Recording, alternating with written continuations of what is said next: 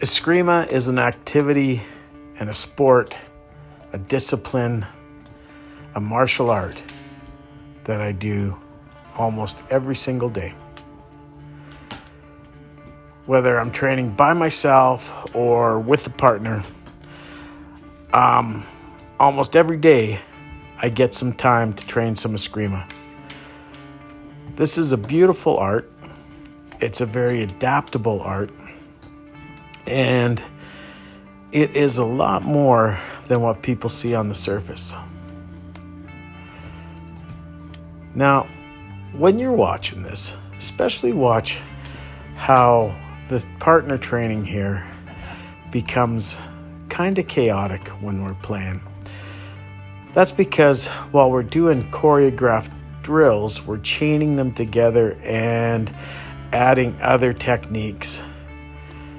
A lot of the stuff we're doing with the knife is just free flow, give and take, with disarms thrown in there and a little bit of trapping. This isn't sparring, and for a while I will not be able to spar because of the blood thinners I am on since my heart attack. But as soon as I can, I'm going to get back to that.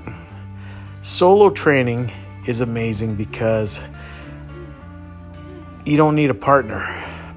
Partners aren't always easy to find. Everybody has their own lives and are busy. So training by yourself might be the main way that you get to do your training. But nothing beats training with a partner.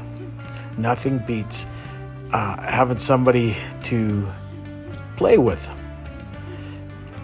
You know, when we train, it's always playful. Even when we spar hard, we make it fun, we're enjoying ourselves, and we keep it very safe. Now, the two-person flow drills that you see are excellent for developing creativity and experimenting with things that are maybe a little bit too difficult to experiment with in sparring unless you really train them. Flow training gives you the opportunity to train them under a little bit of pressure instead of full pressure. But if you train them enough, you will be able to apply them under full pressure. That is the theory, and that has been my experience. Although under full pressure, they don't look like what we see in training all the time. See, in training, we develop our understanding of principles, our understanding of technique, and how to apply technique. When we do it at full speed in a sparring match, or in a fighting competition, or even in a self-defense situation, the techniques don't look like they do in training. They don't look pretty. And that's why your two-man drills shouldn't always be pretty and perfect. There should be some ugliness to your training when it's time to do that, when it's time to develop fighting skill and to work towards being able to pull these things off in sparring. However, having perfect drills is also important because there will be a time where you have to demo in public if you're running a school.